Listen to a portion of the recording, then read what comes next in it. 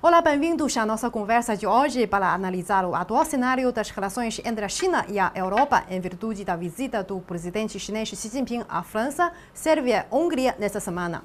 Com a nova evolução das tecnologias, China e Europa precisam ser competidores ou podem ser parceiros? Para falar sobre este tema, convidamos o professor Sandro Mendonça, que é acadêmico do Instituto Universitário de Lisboa e novo nomeado Fellow Economist da Comissão Europeia, e o professor Pedro Steenhagen, doutorando em políticas internacionais aqui na Universidade Fudan, em Xangai. Ele é também Senior Fellow de uma rede de estudiosos chamada Observa China. Muito obrigada por estarem aqui conosco. E bom, vamos começar a discussão a partir de uma notícia recente. Na última sexta-feira, dia 3, a China lançou com sucesso a sonda Chang'e para a exploração lunar.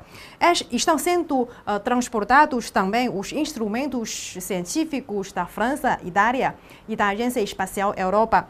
Este é apenas um dos aspectos de cooperações entre a China e a Europa. Portanto, a nossa primeira pergunta é para o professor Pedro Steenhagen. Você poderia nos trazer um panorama sobre a parceria entre a China e a Europa? Em quais áreas os dois lados, na verdade, têm mantido colaborações constantes que promoveram o desenvolvimento industrial e tecnológico no mundo?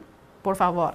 Olá, Isabela. Olá a todos que nos acompanham. É um imenso prazer estar aqui conversando com você e também com o grande e querido amigo Sandro Mendonça. E essa notícia que você trouxe, ela é extremamente relevante, né? Porque trata-se justamente de uma missão ambiciosa e sem precedentes, prevista para durar quase 2 meses, né? E trazer para o planeta Terra certas rochas e materiais do solo lunar do outro lado da Lua, né, que ainda não foi explorado.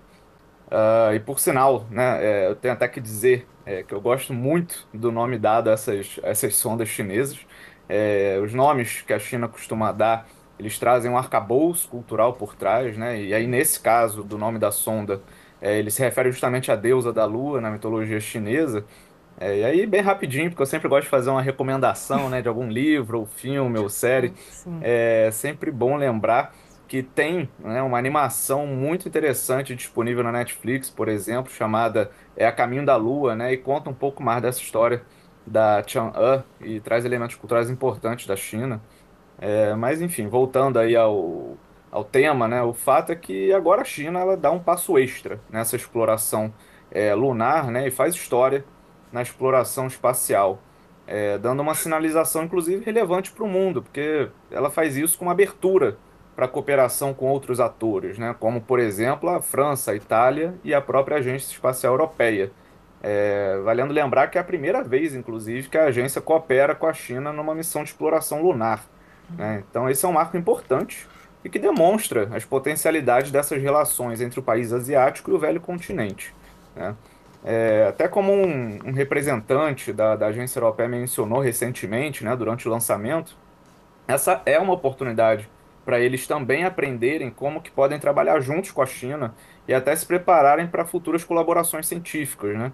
Sim, quando a gente observa essa evolução entre a parceria China-Europa, estamos também falando sobre a parceria tipo no desenvolvimento de carros, por exemplo, China e França, China e Alemanha, e também quando falando de chips e semicondutores, na verdade, China e Holanda também mantêm essas colaborações muito próximas.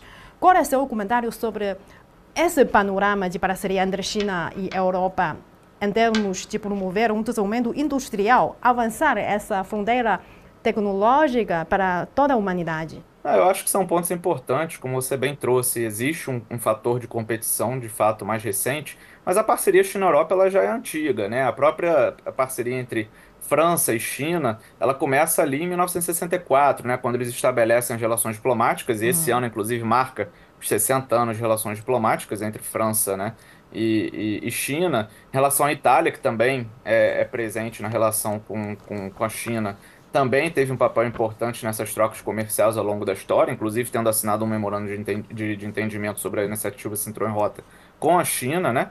E a China e a Europa têm uma parceria estratégica desde 2003, né? Uma parceria estratégica abrangente. né? E de lá para cá houve esse período de lua de mel e depois também um período de mais alguns atritos ali, né, com a Europa, considerando um processo de de-risking, digamos assim, né, que começou a falar em 2023, começou a ver a China não só, né, como uma parceira, mas também como uma rival em alguns campos.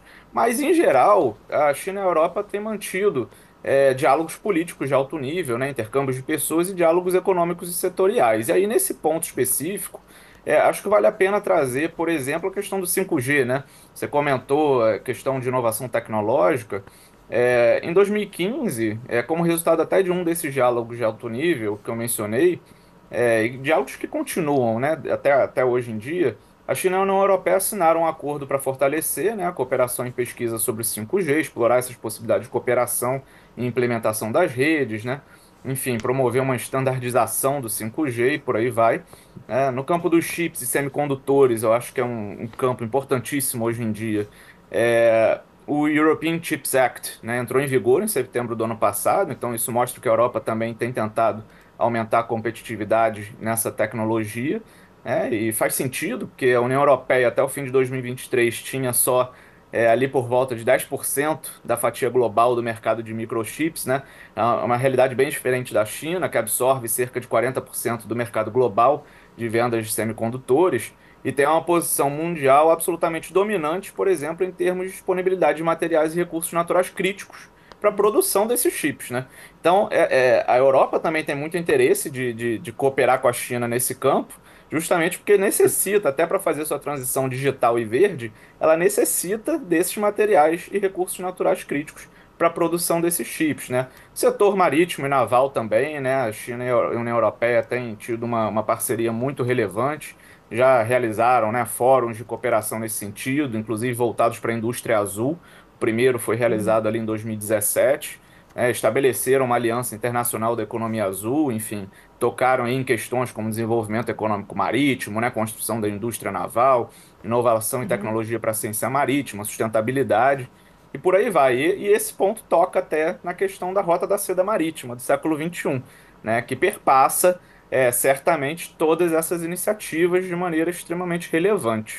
Muito boa abordagem. Vou passar essa pergunta também à professora Sandro, porque você coordenou recentemente o relatório de Futures of Big Tech para a Comissão Europeia, publicado neste ano. Claro, como o professor Pedro bem colocou, estamos observando na mídia mainstream uma atmosfera muito competitiva entre Estados Unidos, Europa e China para manter a liderança nessa nova evolução de tecnologias, seja como já mencionamos, nas áreas de semicondutores, 5G, carros elétricos e também artificial inteligência. Mas qual é a sua perspectiva sobre esse futuro do relacionamento entre países da Europa e a China nesse xadrez? É hora de dizer, vamos competir? Ou existe espaço para os dois lados reforçar a parceria? Por favor, professor Sandro. Muito obrigado, Isabela. É com grande gosto que estou aqui para exprimir algumas opiniões, tentar ver convosco alguma análise que faça sentido e, sobretudo, interagir aqui com Pedro Sternhagen, que é muito conhecido ao nível internacional pela abordagem que faz a toda a dinâmica atual da China contemporânea e que nos traz uma voz capaz de perceber a geopolítica, mas também a alta tecnologia. E eu gostaria de estar algures entre estes dois pontos naquilo que pode ser a minha contribuição para a sua pergunta, Isabela, uma vez que nós nitidamente chegamos ao século XXI. É que o século XXI pode não ter começado exatamente à volta do ano 2000, não é? O século XX, para os historiadores, poderá ter começado em 1914, com a Primeira Grande Guerra, e terá acabado em 1991, após a queda do muro, mas também com o desmantelamento da União Soviética e do bloco socialista tal como o conhecíamos na altura. E tivemos então 30 anos de uma espécie de hiato, um momento que muitos caracterizam como o momento da globalização, o momento da hegemonia de uma certa ordem mundial determinada pelo Ocidente. E durante esses anos, essas décadas, tudo parecia que se desenvolveria como mais negócio, mais mercado, mais americanização, naquilo que eram as naturezas técnicas da produção, portanto, os padrões técnicos, os standards, mas também ao nível dos gostos dos consumidores, das suas preferências, e se calhar chegamos ao início desta década com a doença pandémica, depois com constrangimentos nas cadeias de valor globais, depois com uma guerra na Europa, depois com o rebentar daquele conflito que estava adormecido para o mundo, mas aceso para os locais em Gaza, na Palestina, e então nós estamos noutro momento. E neste momento o que acontece é que os países do Ocidente percebem que existem novas potências tecnológicas, e não é apenas a China. Aqui o Pedro falou muito bem naquilo que é o vetor do programa espacial chinês, mas reparemos também naquilo que são os conseguimentos do programa espacial indiano. Não é? Esta é uma área, o novo espaço, em inglês New Space, em que temos nitidamente um mundo mais multipolar, não é? Não é apenas o setor privado norte-americano, através de Elon Musk, no Starlink, estar quase a monopolizar as órbitas baixas com aqueles pequenos satélites que permitem o tráfego de dados a muita alta velocidade, baixa latência, que permite mais dispositivos estarem conectados. Essa é uma camada de baixa órbita e que está a ser virtualmente monopolizada por um agente privado norte-americano, mas nós percebemos também que existem outras maneiras de perceber o novo espaço. Isto é apenas uma tecnologia. Portanto, quando nós olhamos também para as tecnologias dos carros movidos a nova energia, como se diz na China, ou os semicondutores, ou a inteligência artificial, aí nós percebemos que a China não ficou pelos cantos, pelos segmentos, pelos estratos da divisão internacional do trabalho, que se calhar muitos do Ocidente ambicionariam que ficasse. Pelos produtos tradicionais de baixa tecnologia. Não, aí nós percebemos que muito do que a China fez foi ligar os seus fatores produtivos ao mercado internacional, exportando, permitindo que nos países do Ocidente os salários para as suas próprias classes trabalhadoras fossem mais baixos, porque poderiam consumir artigos de consumo produzidos no Oriente. Quando nós temos que a sociedade chinesa se torna também uma sociedade de consumo e começa a refinar os seus gostos.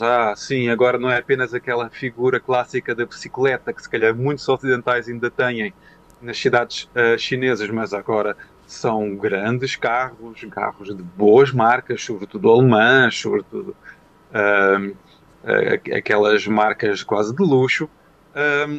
Aí o Ocidente também não se queixava de distorções no mercado, mas também quando a China abriu novas condições para a instalação da Tesla, outra empresa de um grande empresário norte-americano, e acaba por facilitar a disseminação desses carros elétricos, aí também nós não ouvimos contestação, aí também nós não ouvimos crítica. Portanto, pode parecer bastante estranho e paradoxal quando temos um momento que a China se torna capaz de disputar a liderança global nos produtos de ponta, só aí que as potências ocidentais têm um sobressalto. Ora bem, eu só posso antever nos próximos anos haja mais turbulência, que existam tentativas de jogar fora das 4 linhas do campo económico, uma vez que os produtos chineses são bonitos, baratos, aptos, tecnologicamente sofisticados, e eu só posso imaginar, na minha previsão, que esta necessidade de competir fora das regras do mercado exista como tentação na Europa e nos Estados Unidos. Por isso, fico também na expectativa qual será a iniciativa chinesa nesta matéria, uma vez que certamente as lideranças chinesas estão a par de que medidas que são negativas para a abertura levam a outras más medidas também nefastas para a abertura. Isto pode comprometer toda a estratégia chinesa desde os tempos de Deng Xiaoping, que era reforma, que era abertura, quando o resto do mundo, ou o mundo ocidental, claro que não é o resto do mundo, é apenas 15% da população mundial, mas ainda assim que joga muito além daquilo que é a sua importância populacional.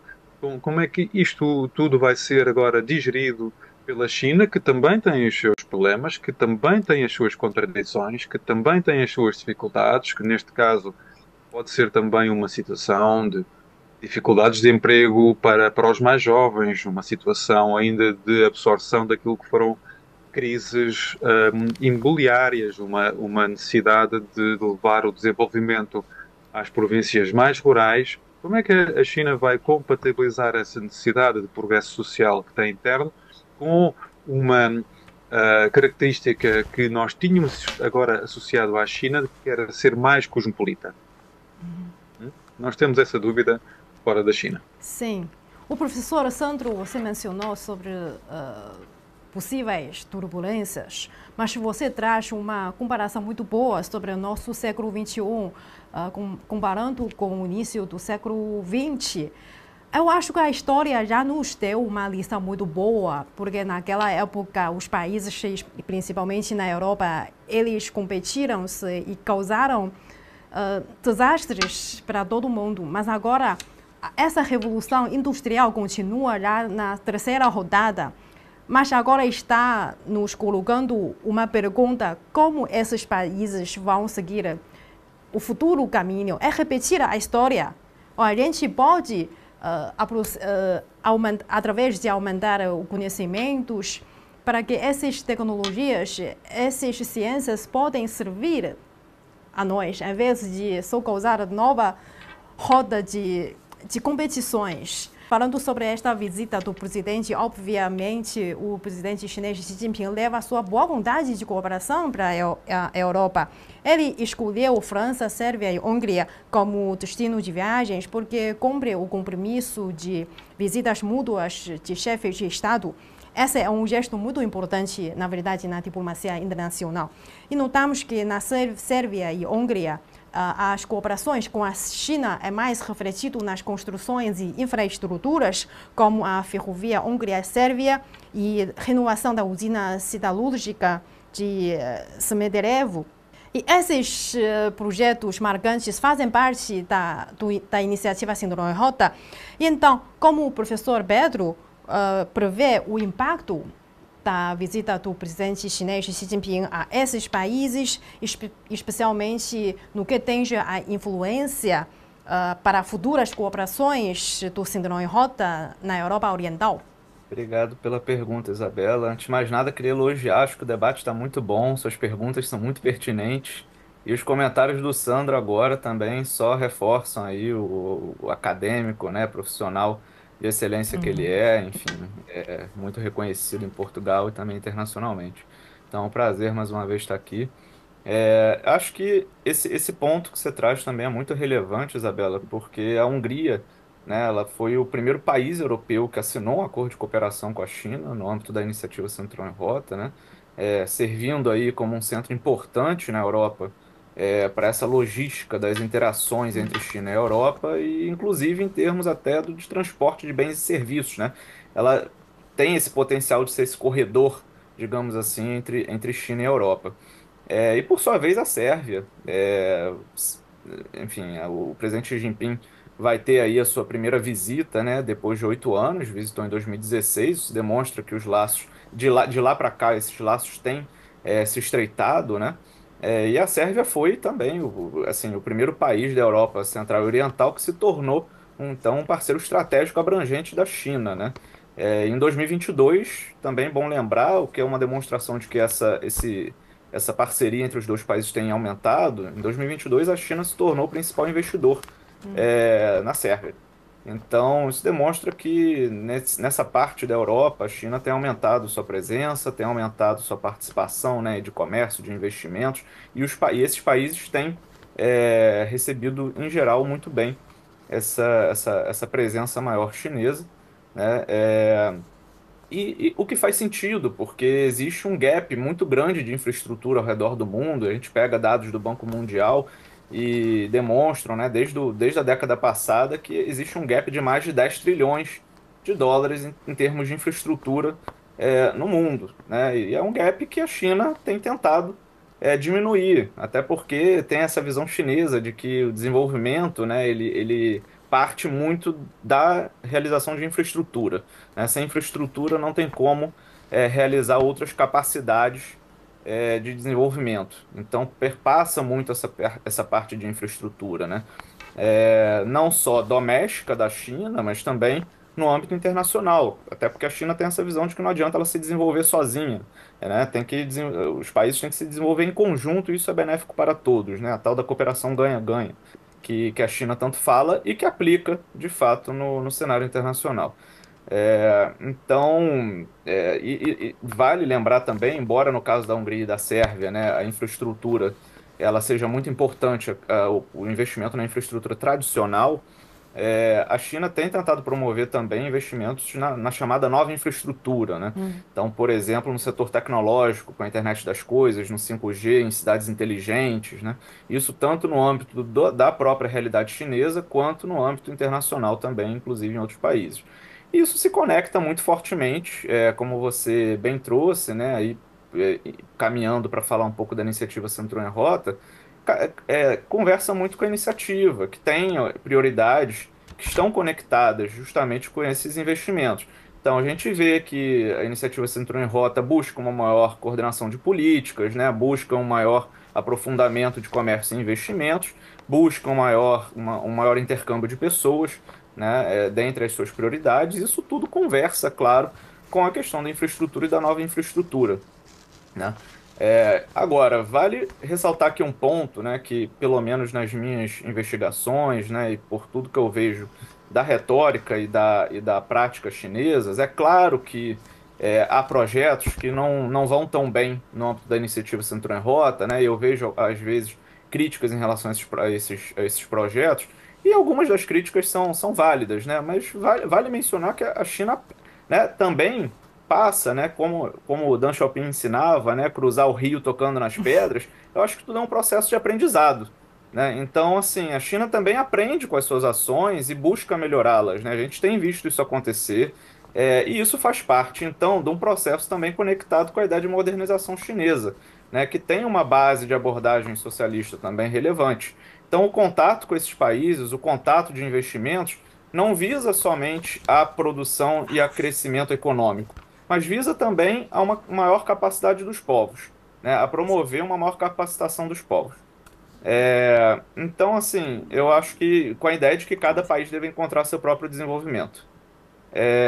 Então, assim, eu acho que, em geral, a iniciativa Cinturão em Rota, além de promover esses laços nessa visita do presidente Xi Jinping, eu acho que vai ser muito positiva e muito benéfica para ajudar a fortalecer ainda mais os laços de cooperação com a Europa Oriental, no âmbito não só da iniciativa Cinturão em Rota, mas também no âmbito das demais iniciativas globais chinesas, como a Iniciativa de Desenvolvimento Global, a Iniciativa de Segurança Global e a Iniciativa da Civilização Global, né? Eu acho que essa visita tende a fortalecer esses laços, tanto a nível estatal, né, nessa conversa entre estados, né, entre China e demais estados, mas também a nível subnacional, né? E quando eu falo nível subnacional, a gente tem visto que, né, a partir de um movimento importante do governo central chinês, né, liderado pelo presidente Xi Jinping, a gente vê que regiões e localidades chinesas têm buscado uma maior internacionalização, e inclusive no âmbito da iniciativa Cinturão em Rota.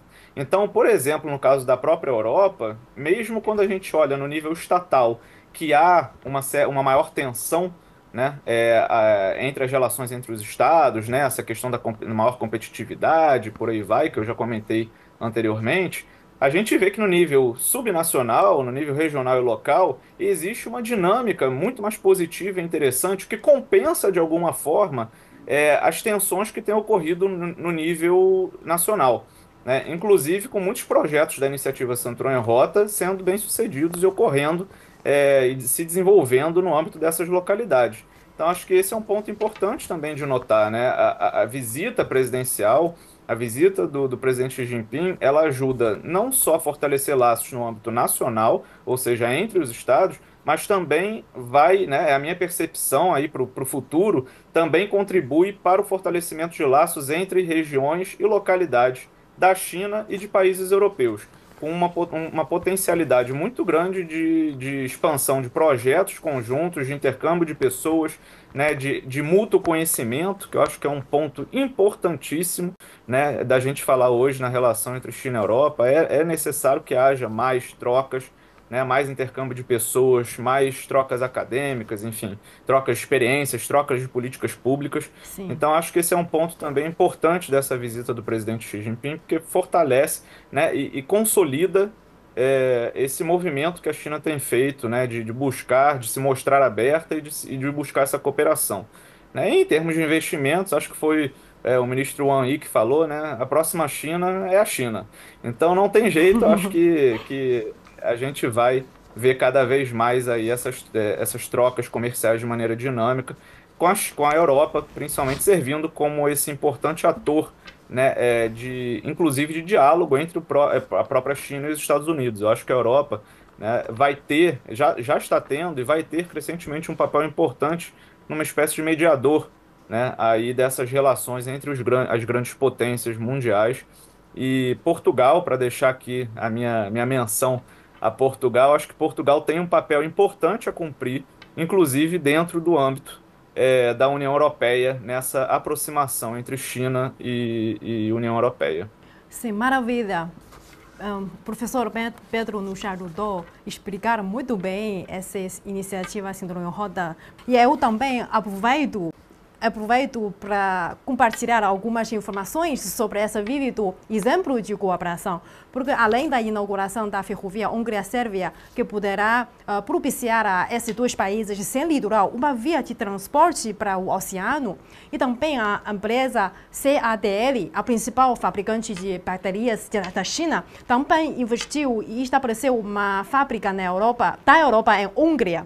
Não precisamos detalhar quantas vagas esse investimento oferecerá, mas essa iniciativa é muito importante, um passo crucial para a Hungria realizar sua transformação industrial, porque o país quer mudar seu papel como um país agrário e também como o professor Pedro mencionou uma notícia interessante. Sua Universidade Fudan anunciou abrir uma filial europeia em Budapeste e esse investimento chegou a 1,5 bilhão de euros. E 1,3 bilhão de euros foi feito pela cooperação financiamento Síndrome Rota. E eu acredito que esse projeto ajudará a promover o conhecimento mútuo entre a Europa e China. E com essa compreensão mútua recíproca, temos mais cooperações e as melhores. E quando falando sobre este investimento de CADL, como se diz, Ningde Era, tipo aquele fabricante de baterias mais famosa, isso responde também à dúvida do professor Sandro, porque tipo China, o governo chinês apoiou muito o investimento da Tesla na China, porque o governo chinês vê Tesla como como se diz, aquele peixe que pode ajudar a incentivar muito toda a indústria. Então, no final, de ponto de vista de Portugal, como o professor Sandro interpreta a importância de uma relação normalizada entre Europa e China, Portugal se beneficiaria mais de concorrência ou cooperações entre Europa e China? Eu acho que aí Portugal e a China têm muitas características comuns. Sempre olham mais para a cooperação, para a complementaridade, como um modelo de avanço para o futuro. E um exemplo, Isabela, é a região autónoma especial de Macau, que Portugal geriu por 500 anos e depois devolveu à pátria-mãe, que sempre foi da China, e continua a ver essa boa relação. E ainda agora, no Fórum Macau, que é um fórum que reúne os países de língua portuguesa em Macau com a China, nós tivemos um momento particularmente bom, agora mais marcado por objetivos concretos e que representa para mim um avanço nesta cooperação e que pode contar, por exemplo, com o Ministro da Economia de Portugal, o que mostra também, finalmente, depois de alguns anos de um clima um pouco mais frio, que eu tenho dificuldade em explicar do lado português, mas que mostra agora um sinal de pragmatismo e de empenhamento com soluções comuns de benefício mútuo. Nós temos que perceber que em Macau existem ainda duas línguas oficiais. O português é um deles. Isto que significa que muitas empresas que estão em Shenzhen, que estão em Zhuhai, que estão na cooperação na região, ali na zona de cooperação aprofundada, logo ali ao lado de Macau, com tanto dinamismo da economia macaense, e que existem muitos consumidores que passam por lá devido à atração cultural, da atração turística, etc. Essas empresas que estão logo ali podem testar num mercado extremamente dinâmico as suas propostas de produtos de consumo. E depois isto pode levar para a China já alguns bens e serviços pré-testados naquela área híbrida de coexistência, de multiculturalidade. Reparemos que hoje em dia eu vou a Shanghai, eu vou a Shenzhen, eu vou a Chengdu e estou numa rua muito pequena, escura até, e vejo uma padaria que tem pastel de nata. Portanto, e vejo em todo lado. E a minha única explicação para hoje em dia existirem pastéis de nata em todo lado na China foi porque os visitantes em Macau tomaram contacto, perceberam que havia uma afinidade com o seu gosto, depois levam a preferência para a China. Alguém decide também quer portanto, agora vai colocar na sua padaria, outras padarias seguem o exemplo e, de repente, nós temos uma China que prestigia, não é? Que honra este passado histórico comum de cooperação por causa disso. Eu acho que este modelo que eu estou a usar aqui, esta história divertida, não é? Mas é um modelo que está a ser, eu creio, neste momento já posto em prática por novas empresas de base tecnológica ali entre Macau e Zhuhai. E Macau, como um ponto de língua portuguesa, está a 1 hora de barco de Shenzhen, que é o Silicon Valley da China. Portanto, isto é um momento de nova esperança para esta interação, porque, Isabela, reparemos que a língua mais falada no hemisfério norte do planeta é o chinês. Sim. A língua mais falada no hemisfério sul do planeta é o português. português. E elas têm contacto na pequena Macau. E tal como a próxima China será a China, como lembrou o Pedro das grandes palavras do grande diplomata chinês, também eu creio que uma pequena área geográfica como Macau só pode servir os residentes, a China, e também ser útil para os países de língua portuguesa e para o mundo se continuar a ser Macau. E neste momento, Isabela, se ainda tenho um ou dois segundos para falar, gostava de reforçar algo que o Pedro aqui disse, que me parece ser estratégico, que é toda a dinâmica subnacional.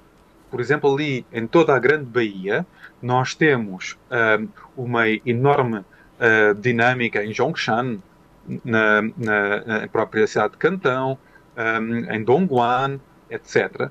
E essas grandes sinergias que são tecnológicas, que são produtivas, tudo uma área com mais de 100 milhões de habitantes, esta grande área pode ela própria ser uma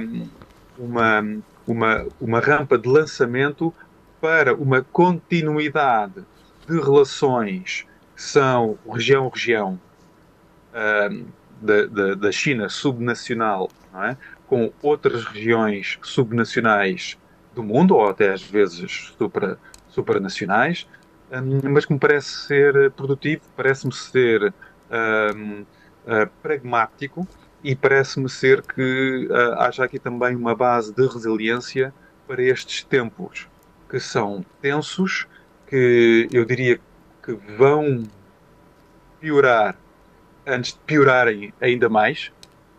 Não leve a mal o meu pessimismo, Isabela, porque eu sou economista, então Sim. quase 90% das minhas funções é ler o lado mais problemático do arranjo das probabilidades, mas eu acho que nos devemos preparar para situações que são difíceis. É preciso ter inteligência para o novo ciclo, Claro. manter a paciência estratégica, manter o respeito pelas diferenças dos territórios e dos povos, não confundir todos os países que estão no Ocidente com qualquer deriva impaciente que haja em alguns países líderes do Ocidente e percebermos que a cooperação tem dois sentidos e certamente que a China ganhou muito com transferências de tecnologia no passado, mas agora já é líder em muitas áreas. E o exemplo de abertura de filiais em outros países, inclusivamente na área ocidental, isso parece-me ser bastante relevante. Vejamos, Isabela, só para dar aqui um exemplo, saiu mais uma lista ordenada de desempenho universitário mundial. E na área da gestão, apenas por curiosidade, eu fui ver e tinha, claro, muitos académicos ocidentais, dos Estados Unidos, países anglo-saxónicos, etc. Mas no top 20 havia um académico já chinês nas áreas da economia e gestão, sobretudo mais da gestão, E reparemos onde é que ele está localizado. Não é na Universidade de Pequim, não é na Fudan, por muito Universidade de topo que sejam, está, por exemplo, na Universidade de Macau. Sim, Isto mas é um exemplo.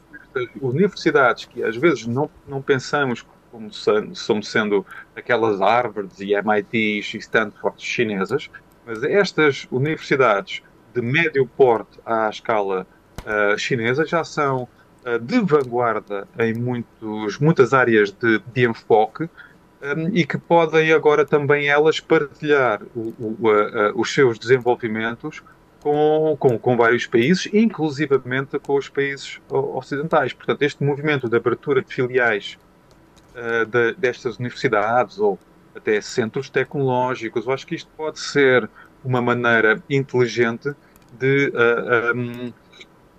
trazer mais China com a sua cultura, com o seu conhecimento, para outras geografias do mundo, uma vez que há muitos jovens que estão interessados naquilo que é a China, que olhando para a sua cultura se interessam, mas percebem que os jovens na China têm as mesmas aspirações e que tanto de uma parte e de outra, eu acho que o mútuo conhecimento, como também dizia o Pedro, é importante e uma via sustentada para o futuro.